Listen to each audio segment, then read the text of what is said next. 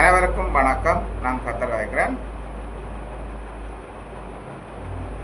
கத்தருடைய இரண்டாம் வருகை இந்திய அறிவிக்க இருக்கிறார்கள். 3/8/2025 அன்றைய தினம். ஆகவே face to face welcome India Tamil Nadu Trichy special camp முன்பாக அனைத்து மக்களும் வர வேண்டும் என்பதை விளங்கிக் கொள்ள வேண்டும்.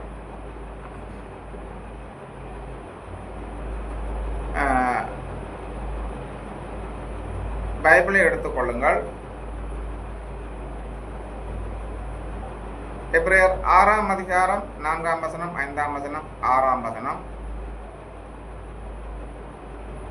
அதாவது இரண்டாம் தடவை கதரை தொடக்கூடாது என்ற வசனத்தை நீங்கள் பார்க்கிறீர்கள். தொட்டால் நித்தியவன் போக முடியாது மனிதர்கள் என்பதனை விளங்கிக் கொள்ள வேண்டும். அது மோசையிலிருந்து பார்க்க வேண்டும். மோசை இரண்டாம் தடவை கண்மலை அடித்தான். மோசையினுடைய பாவம் மன்னிக்கப்படவில்லை என்பதனை விளங்கிக் கொள்ள வேண்டும். அடுத்த நீங்கள் பைபிளில் நீங்கள் பார்த்தீங்கன்றால் இரண்டாம் வருகை வெள்ளை போலம் வைக்கப்படவில்லை. அப்படியானால் மரணம் இல்லை, நியாயப்பிரமாணம் இல்லை, தூய்மை நிறுத்தப்பட மாட்டாது என்பதனை விளங்கிக் கொள்ள வேண்டும். அதோடு இது கிருகையின் காலம், நியாயப்பிரமாணத்தின் காலம் இல்லை என்பதனை விளங்கிக் கொள்ள வேண்டும். நியாயப்பிரமாணத்தின் காலம் 2000 வருடத்துக்கு முன்பு கொல்கத்தா மலையில் முடிந்தது. அடுத்து நீங்கள் பார்த்தீங்கன்னா வெளிப்படுத்தல் 19ஆம் அதிகாரம் 11ஆம் வசனத்தை நீங்கள் பார்க்கும்போது அது நியாய தீர்ப்பின் வருகை. நான் இந்த உலகத்துக்கு நித்தியவன் கொடுக்க முடியாத தீர்ப்பை எழுதுகிற நீதிபதியாக வந்திருக்கிறேன் என்பதை விளங்கிக் கொள்ள வேண்டும். அத்தோடு இது திருத்துவ பிறப்பு, ரினேட்டி என்பதை விளங்கிக் கொள்ள வேண்டும். ரினேட்டி அதாவது ஃபாதரன் நான் தான், சன்னன் நான் தான், கொலஸ்பிரிட் நான் தான் என்ற மாதிரி என்ன அதே தான். பிதாவா தந்தைக்குரிய நம்பர் 1, சன்னுக்குரிய நம்பர் 8, கொலஸ்பிரிட்டுக்குரிய நம்பர் 19 என்று விளங்கிக் கொள்ள வேண்டும். இதனை கிறிஸ்தவர்கள் அழகாக சொல்வார்கள். ஃபாதர், சன்னன், கொலஸ்பிரிட். ஃபாதருடைய நம்பர் 1, சன்னுடைய நம்பர் 8, கொலஸ்பிரிட்டுடைய நம்பர் 19 என்பதை விளங்கிக் கொள்ள வேண்டும். இதுதான் ஃபாதர், சன்னன், கொலஸ்பிரிட், ட்ரினிட்டி என்பதை விளங்கிக் கொள்ள வேண்டும். ஆகவே நீங்கள் சரியாக விளங்கிக் கொள்ள வேண்டும். எபிரேயர் 6ஆம் அதிகாரம் 4ஆம் வசனம் 5ஆம் வசனம் 6ஆம் வசனத்தை நீங்கள் பார்க்கும்போது இரண்டாம் தடவை கத்தரை தொடக்கூடாது என்று இருக்கும். தொட்டால் சொர்க்க வாழ்வு கிடையாது. மனித குலத்துக்கு டோட்டல் அனைவருக்கும் சொர்க்க வாழ்வு கிடையாது என்பதை விளங்கிக் கொள்ள வேண்டும். சிறுசிட்டம் முடிந்து விடும், அது பழைய நோவா என்பதை விளங்கிக் கொள்ள வேண்டும். அப்போ வெளிப்படுத்தல் 11ஆம் அதிகாரம் 8ஆம் வசனம் என்பது அது எபிரேயர் 6ஆம் அதிகாரம் 4ஆம் வசனம் 5ஆம் வசனம் 6ஆம் வசனத்துக்கு எதிரானது. அப்போ அதனை ஒரு சுசன் சொல்கிற ஒரு பாஸ்டர் அதனை எழுதி விட்டார். ஏன்னா நான் இதற்கு முன்பு போட்ட வீடியோவில் நான் அப்லோட் பண்ணியிருக்கிறேன், அதையும் பார்த்துக்கொள்ளுங்க. அவர் மறித்தும் விட்டார். கிட்டத்தட்ட நீங்கள் பார்த்தீங்கன்னா ஒரு 1000 வருடத்துக்கும் அதிகமாக அவர் மறித்தும் விட்டார் என்பதை விளங்கிக் கொள்ளணும். அவர் என்ன சொல்கிறார்? வெளிப்படுத்தல் 11ஆம் அதிகாரம் 8ஆம் வசனத்தில் என்ன சொல்கிறார் என்பதை விளங்கிக் கொள்ள வேண்டும். அவர் 2000 வருடத்துக்கு முன்பு சிலுவையில் மறித்தார். ஆனால் அது நீங்கள் சொல்ற மாதிரி இஸ்ரேல் கொல்கத்தா மலையில இல்லை. அது இஸ்ரேலுக்கு வெளியிலே சோதம் அல்லது எகிப்து என்று சொல்றார் என்பதை விளங்கிக் கொள்ள வேண்டும். அதோட அவர் என்ன சொல்றாருன்னு பார்த்தீங்கன்னா அடுத்ததை நீங்கள் சொல்றீங்க இஸ்ரேலில் கொல்கத்தா மலையில் மறித்து அங்கே ஒரு கல்லறையில் கொண்டு வைக்கப்பட்ட அவருடைய சரீரத்தை என்று சொல்றீங்க.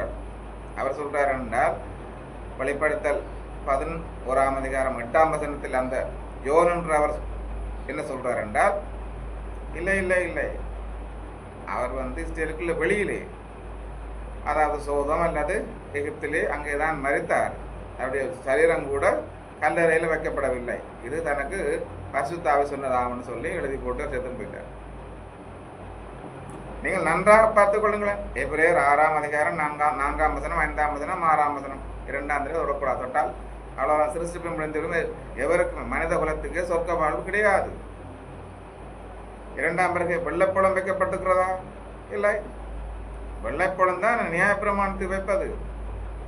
ஆகவே வெள்ளைப்போலம் இல்லை என்றால் மரணம் இல்லை, நியாயப்பிரமாணம் இல்லை, பூமி நிறுத்தப்பட மாட்டாது. இவ்வளவு மேட்டரும் இருக்கிறது. இரண்டாம் வருகை வெளிப்படுத்தல் 19ஆம் அதிகாரம் 11ஆம் வசனம், நான் நித்தியவன் கொடுக்க முடியாத தீர்ப்பு எழுதுகிறாள். அப்படி இருக்கும்போது எப்படி நியாயப்பிரமாணம் ஆகிவிடும்? அத்தோடு இது ரிலேட்டிவ் பிறப்பு. 1 நான் தான், 8 நான் தான், 19 நான் தான். அதாவது ஃபாதர், சன், ஹோலி ஸ்பிரிட் மூவரும் நான் தான் என்பதை விளைய கொள்ள வேண்டும். இதைத்தான் நீங்கள் என்ன சொல்லுங்க, பிதாசுதான் பரிசுத்தாவியின் பெயராலே ஆமென் என்றீர்கள். இந்த 3ம் நான் தான், பிதாவும் நான் தான், சுதரன் நான் தான், பரிசுத்தாவின் நான் தான். இதுதான் ஃபாதர், சன், ஹோலி ஸ்பிரிட். ஆங்கிலத்தை சொல்லணும், ஃபாதர், சன், ஹோலி ஸ்பிரிட் 3ம் நான் தான். ஆகவே try to understand what is to say. You can see in the Bible.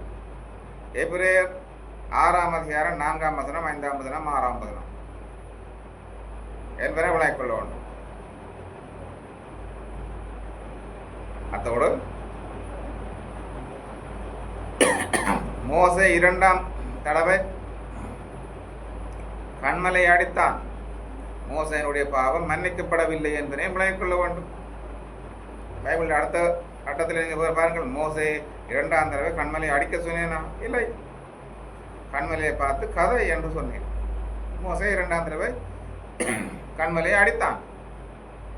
மோசையினுடைய பாவம் மன்னிக்கப்பட்டதா என்று பாருங்கள். மோசையினுடைய பாவம் மன்னிக்கப்படவும் இல்லை என்பதை விளங்கிக் கொள்ள வேண்டும். மோசே 2ஆம் தடவை கண்மலையை அடித்தான். மோசே கானான் தேசத்துக்கு போனானா? கிடையாது. மோசே கானான் தேசத்துக்கு போகும் பாக்கியத்தையும் மோசே இழந்தான். அப்போ 2ஆம் தடவை தொட்டால் என்ன நடக்கும்? கானான் தேசத்துக்கு மோசே போகவில்லை என்றால் என்ன அர்த்தம்? 2ஆம் தடவை கர்த்தரை தொட்டால் நீங்கள் சொர்க்கத்துக்கு போக மாட்டீங்க. இதுதான் மேற்றம். ஆகவே சரியாக புரிந்து கொண்டு கர்த்தருடைய கதை, கற்பனை, டிசம்பல், ஜட்மெண்ட், இறைவார்த்தைக்கு அமையா இந்த உலகத்தில் இருக்கும் ஒட்டுமொத்த ஜூதர்களும், இந்த உலகத்தில் இருக்கும் ஒட்டுமொத்த கிறிஸ்தவர்களும், இந்த உலகத்தில் இருக்கும் ஒட்டுமொத்த முஸ்லிம்களும், இந்த உலகத்தில் இருக்கும் ஒட்டுமொத்த படைகளும், இந்த உலகத்தில் இருக்கும் ஒட்டுமொத்த குழந்தைகளும், இந்த குழந்தைகளுடைய லிஸ்ட்டை நீங்கள் பார்க்கும்போது 14 வயதுக்கு உட்பட்ட குழந்தைகளுக்கு நித்தியவன். அந்த வயதை நான் 19 வயது வரைக்கும் தற்போது இன்க்ரீஸ் பண்ணி விட்டுகிறார் என்பதை விளங்கிக் கொள்ளுவோம். அதிகரித்து விட்டு கிடக்கும் என்பதை விளங்கிக் கொள்வோம். இதன் பிதாவை தந்தையோடும் பரிசுத்தாவின் பிதாவை தந்தையோடும் கதைச்சு இதனை செய்து முடித்திருக்கிறேன் என்பதை விளங்கிக் கொள்ளுவோம். அடுத்தது நித்தியவன் என்றால் மனநிலை பாதிக்கப்பட்டவர்களுக்கு நித்தியம் கொடுக்கிறேன். ஆகவே try to understand, cooperate with Logos. I am God. I am 100% human, 100% God. Did you understand? ஆகவே நீங்கள் எல்லோரும் முழு மனதோடு எல்லோரும் நீங்கள் கோஆப்ரேட் பண்ண வேண்டும் என்பதுதான் என்னுடைய கதைகள், கற்பனை, டிசிஷன், கொள்கை, ஜட்மெண்ட், இறைவார்த்தை என்பதை விளங்கிக் கொள்ள வேண்டும். நான் சொல்றதெல்லாம் உங்களுக்கு எல்லோருக்கும் விளங்கி இருக்கும்னு நினைக்கிறேன். இந்தியாவுக்கு நான் ஒன்றை சொல்கிறேன். இந்தியாவுக்கு சொல்ல நான் ஒன்று சொன்னால் இந்தியா தன்னுடைய கதை, கற்பனை, டிசிஷன், கொள்கை, ஜட்மெண்ட் இந்தியா சொல்லுவது தவறு. இந்தியா உங்களுடைய நடவடிக்கைகளை மாற்றிக்கொண்டு ஆக்கப்பூர்வமான நடவடிக்கைகளை மேற்கொள்வதற்கு கர்த்தரோடு கோஆப்ரேட் பண்ணுங்கள். இந்தியாவின் படைகளை வழிநடத்துகிறவர்களை நான் எச்சரிக்கிறேன். உங்களுடைய கதைகள், கற்பனைகள், டிசிஷன்கள், கொள்கை, ஜட்மெண்ட் இந்த லோகத்தை கொண்டு வரக்கூடாது. இந்தியாவுடைய RAW இந்தியாவுடைய ட்ரோவை எச்சரிக்கிறேன். உங்களுடைய நடவடிக்கை சரியில்லை. உங்களுடைய நடவடிக்கை டோட்டல் தவறு. உலகத்திலே 2வது சனத்தை கொண்ட நாடு, கொன்று புதைத்து தள்ளிடுவேன். என்னை பற்றி உங்களுக்கு தெரியும், நன்றாக விளங்குதோ? ஆகவே இந்தியாவுக்கு நான் எலோகிம் என்று வைத்து கிடக்கு. இந்த நாட்டுக்கு இனி இந்தியாண்டே கிடையாது. மேப்பில் இனி வேர்ல்ட் மேப்பில் இந்தியாவே இல்லை. ஏன்? நான் எலோகிம் என்று வைத்துட்டேன் இந்த நாட்டுக்கு பேர். இந்த நாட்டுக்கு ஒரு தேசிய கொடியை நான் கொடுக்கிறேன். ஃப்ளக், அருமையான ஒரு ஃப்ளக்கை நான் கொடுக்கிறேன், தேசிய கொடியை. சங்கீதம் 60ஆம் அதிகாரம் 4ஆம் வசனம் பைபிள் எடுத்து பாருங்கள். அதான் வசனம். இந்தியாவுக்கு நான் தேசிய கொடியை கொடுக்கிறேன். இந்தியாவுக்கு தேசிய கீதத்தையும் கொடுக்கிறேன். அருமையான ஒரு பாடல் வைத்திருக்கிறேன். அத்தோடு இந்தியாவில் இருக்கிற, அதாவது எலோகிம் என்பதை விளங்கிக் கொள்ள வேண்டும். இந்த எலோகிம் நாட்டில் இருக்கிற private school and government school total அனைத்து பாடசாலைகளிலும் பைபிள் பாடத்திட்டம் கட்டாயமாக்கப்படும். இவ்வளவுத்தையும் இந்தியா, அதாவது இவர்கள் இந்த எலோகிம் என்ற நாட்டை வேறு இதுக்கு வைத்து அத்தனை இவ்வளவுத்தையும் நாங்கள் செய்து முடிக்க இருக்கிறோம்.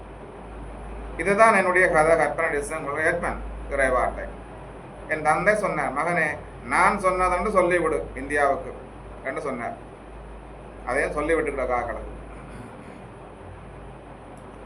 ஆகவே கர்த்தருடைய கதைகள் கற்பனை டிசன் கொள்கை ஆத்ம நிறைவார்த்தை அருமையானதாக இருக்கும். அதில் எந்தவித சந்தேகமும் இல்லை. ஆகவே எல்லோரும் கர்த்தரோடு கோஆப்ரேட் பண்ண வேண்டும். பிரச்சனைகளை போடக்கூடாது. இது உலகத்தில் கண்டாசனத்தை கொண்ட நாடு. 145 கோடி மக்கள் இருக்கிறீர்கள். யோசித்து பாருங்கள். பிரச்சனைகள் போட்டால் என்னமா எல்லாம் முடியும். இந்த வருகை நியாயத்திற்பின் வருகை அல்லவா? நித்தியவன் கொடுக்க முடியாமல் நான் தீர்ப்பழுதுவேன். சொர்க்க வாழ்வு இழந்து விடுவீர்கள். பேசிக் தத்துவங்களை விளங்கிக் கொள்ள வேண்டும் இந்தியா.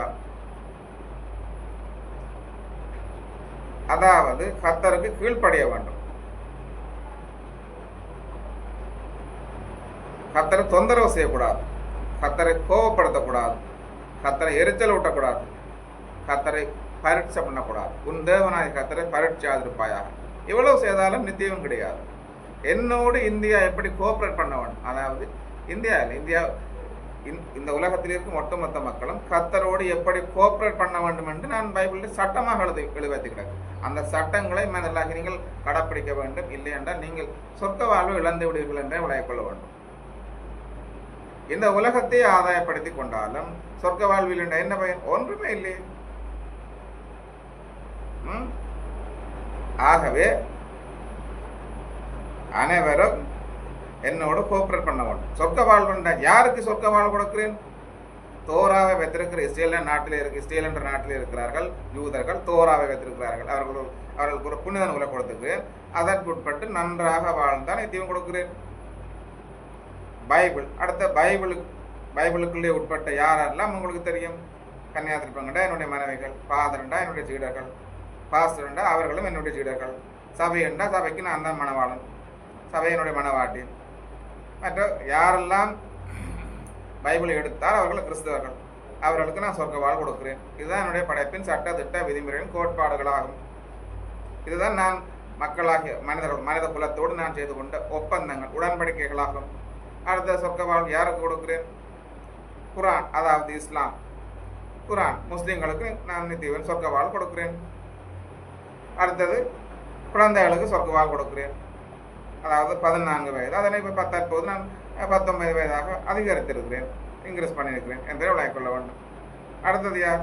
இந்த உலகத்திற்கு ஒட்டுமொத்த படைகளுக்கு கொடுக்கிறேன். ஒட்டுமொத்த அதாவது தரப்படையாக இருக்கலாம், கடற்படையாக இருக்கலாம், விமானப்படையாக இருக்கலாம், பொலிசாக இருக்கலாம், துணை இராணுவமாக இருக்கலாம், உளவுத்துறைகளாக இருக்கலாம். ஒட்டுமொத்த ஒரு நாட்டை பாதுகாப்பதற்காக டியூட்டி செய்கிற ஒட்டுமொத்த படைகளுக்கும் நித்தியம் கொடுக்கிறேன். அவர்கள் தோராவை எடுத்தாலும் சரி, எடுக்காம விட்டாலும் சரி, பைபிள் எடுத்தாலும் சரி, பைபிள் எடுக்காம விட்டாலும் சரி, குரானை எடுத்தாலும் சரி, குரான் எடுக்காம விட்டாலும் சரி, இந்த படைகளுக்கு நித்தியம் கொடுக்கிறேன். இதே போன்றுதான் குழந்தைகளுக்கு நித்தியம் கொடுக்கிறேன். தோராவை எடுத்தாலும் சரி, எடுக்காம விட்டாலும் சரி, குழந்தைகளுக்கு நித்தியவன். பைபிளை எடுத்தாலும் சரி, பைபிள் எடுக்காம விட்டாலும் சரி, குழந்தைகளுக்கு நித்தியவன். குரானை எடுத்தாலும் சரி, குரானை எடுக்காம விட்டாலும் குழந்தைகளுக்கு நித்தியவன்.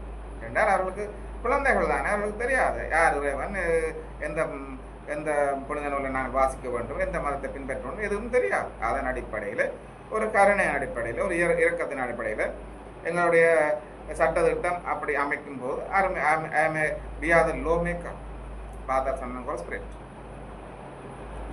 விளங்கிக் கொள்ள வேண்டும். அதே நேரத்தில் யோவான் 5:22 நான் தான் இந்த உலகத்தில் இருக்கும் ஒட்டுமொத்த மக்களுக்கும் தீர்ப்பு சொல்லுவார். அதாவது மை நேம் இஸ் லோகேஸ், ஐ ஆம் ஜிஓடி, 100% ஜிஓடி, 100% ஹியூமன். நான் தான் இந்த உலகத்தில் இருக்கும் ஒட்டுமொத்த மக்களுக்கும் தீர்ப்பு சொல்வது. You can see in the Bible. அதாவது யோவான் 5:22 நான் தான் இந்த உலகத்தில் இருக்கும் ஒட்டுமொத்த மக்களும் தீர்ப்பு சொல்வது என்பதை விளங்கிக் கொள்ள வேண்டும்.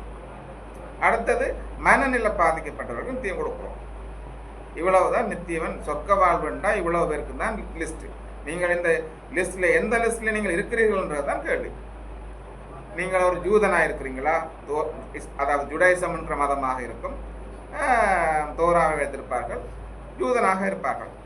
அதில் இருக்கிறீர்களா? எந்த லிஸ்ட்ல இருக்கிறீங்க? கிறிஸ்தவனாக இருக்கிறீங்களா? பைபிள் எடுத்து கிறிஸ்தவன்டா நீங்கள் எந்த லிஸ்ட்ல இருக்கிறீங்க? கன்னியாதிபதிண்டா என்னுடைய மனைவி நித்தியவன், ஃபாதர், பாஸ்டர், சபை. பைபிளை யார் எடுத்தாலும் சொர்க்குவால் கொடுக்குறேன். குரானை யார் எடுத்தாலும் சொர்க்குவால் கொடுக்குறேன். சுருக்கமாக உங்களை சொல்லப்படும் என்றால் Torah, Bible and Quran. Judaism, Torah, Christianity, Bible, Islam, Quran. இந்த 3 புனித நூலை யார் எடுத்தாலும் சொக்கவால் கொடுக்கிறேன். இந்த 3 புனித நூலை யாரெல்லாம் எடுக்காமல் இருக்கிறார்களோ அவர்களுக்கு சொர்க்கவால் கொடுக்கிறேன் என்றால் படைகளுக்கு, குழந்தைகளுக்கு, மனநிலை பாதிக்கப்பட்டவர்களுக்கு தான் மட்டும் என்பதை விளங்கி கொள்ள வேண்டும். இதனுடைய படைப்பில் சட்டத்திட்ட விதிமுறையின் கோட்பாடுகளாகும். ஆகவே விளங்கி கொண்டு என்னோடு கோஆபரேட் பண்ணி பயணியுங்கள்.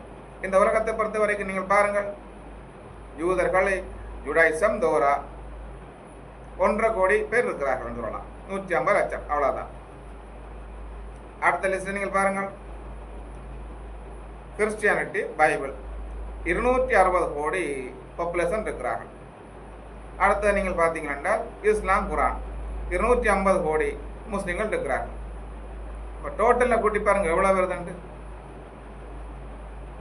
260, 250, 510, அங்கால 1.5 கோடி யூதர்கள், 511 கோடி, 800 சொச்ச கோடி மக்கள் இருக்கிறார்கள். மிச்சம் 300 கோடி மக்களுடைய லிஸ்ட் இல்லை, சொக்க வாழ்வு கிடையாது, அந்த லிஸ்ட்ல இருக்கிறார்கள்.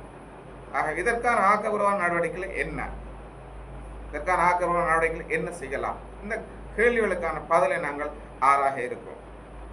2ஆம் வரைக்கும் நான் வர இருக்கிறேன். அதாவது 3/8/2025 கத்தருடைய 2ஆம் வரைக்கும் இந்தியா அறிவிக்கிறார்கள். நான் வருகிறேன். இதோட இந்த உலகம் முழுவதும் எழுப்புதலாகும். 2ஆம் வரைக்கும் வந்துவிட்டார்.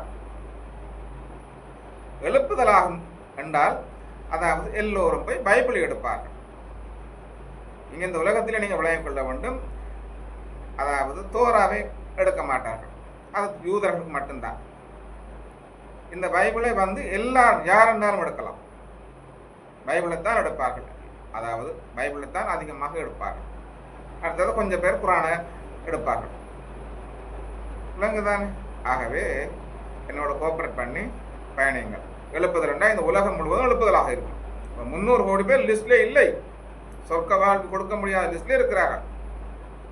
அப்ப இந்தியாவை நான் ஒரு கிறிஸ்தவ நாடாக கொண்டு வர போறேன். இந்தியாவுக்கு எலோஹிம் என்ற ஒரு பேர் வச்சாச்சு. அது பைபிளில் இருக்கிற பேர், ஜியோடின்ற பேர், அதாவது இறைவனுடைய பேர்.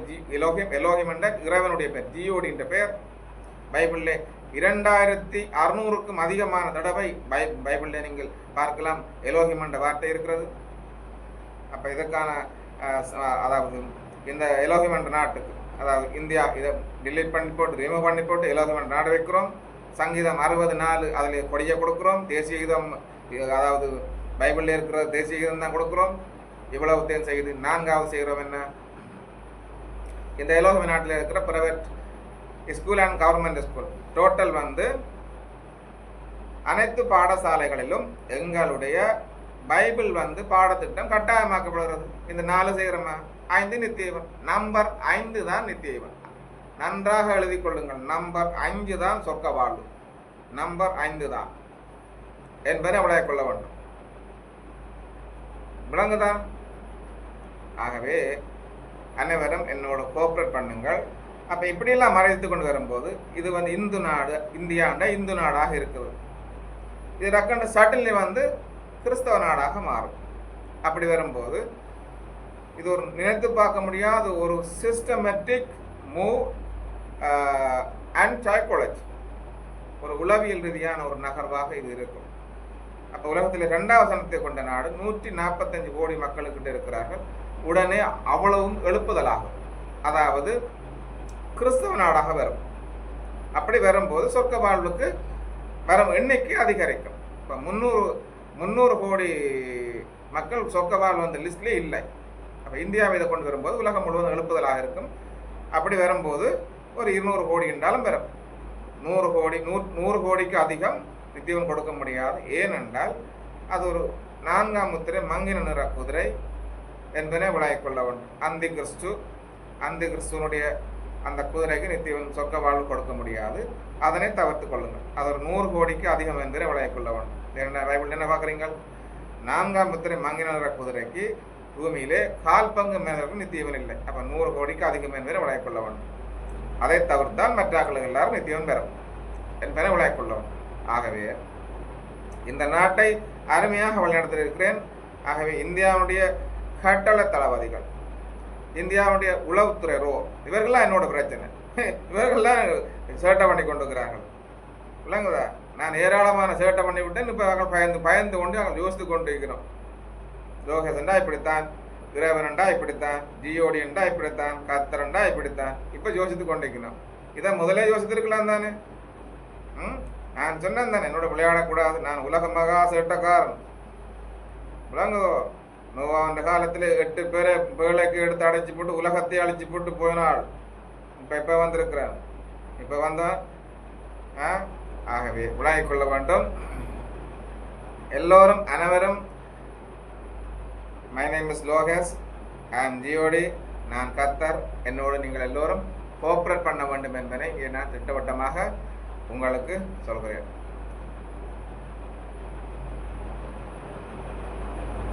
என்னை பகைத்து நீங்கள் என்ன செய்ய போகிறீர்கள்? ஒட்டுமொத்த மனித குலத்தையே கேட்கிறேன். என்னோடு நீங்கள் அனைவரும் கோஆப்ரேட் பண்ண வேண்டும். இறைவனை பகத்து எதுவும் செய்துவிட முடியுமா? கத்தரை பகத்து ஏதாவது செய்துவிட முடியுமா? ஒன்றுமே செய்ய முடியாது. நித்தியவன் இல்லாமல் போய்விடுவீங்கள். நித்தியம் சொர்க்க வாழ்வு இழந்து விடுவீங்கள் அல்லவா? என்னை கத்தருக்கு கீழ்ப்படியல் என்றால் சொர்க்க வாழ் முடியாது. என்னை தொந்தரவு செய்தால் சொர்க்க வாழ் முடியாது. என்னை எரிச்சல் ஓடினால் சொர்க்க வாழ் முடியாது. உன் தேவனாகி கத்தரை பரட்சியாது இருப்பாயாக. என்னை பரட்சி செய்தால் நித்தியம் கிடையாது. இப்படி ஏகப்பட்ட சட்டம் இருக்குல்ல. இப்படி ஏகப்பட்ட சட்டங்களை இந்தியா பல தடவை மீறிக்கொண்டு வருகிறது. ஆகவே இதெல்லாவற்றையும் நிறுத்திவிட்டு கத்தருடைய கதை கற்பனை டிசங்கோல் நிறைவாத்தை அதற்கமையா இவர்கள் என்னோட கோஆப்ரேட் பண்ண வேண்டும். இவர்கள் மட்டுமில்லை, இந்தியா மட்டுமில்லை, இந்த உலகத்தில் இருக்கும் ஒட்டுமொத்த நாடுகளுக்கும், இந்த உலகத்தில் இருக்கும் ஒட்டுமொத்த மக்களுக்கும், ஒட்டுமொத்த மனித குலத்துக்கும் சொல்கிறேன். மை நேம் இஸ் லோகேஷ், ஐ ஆம் ஜியோடி 100%, ஐ ஆம் ஹியூமன் 100%. என்னோடு முழுமையானதோடு எல்லோரும் கோஆப்ரேட் பண்ணுங்க. விளங்குதான்? Thank you so much.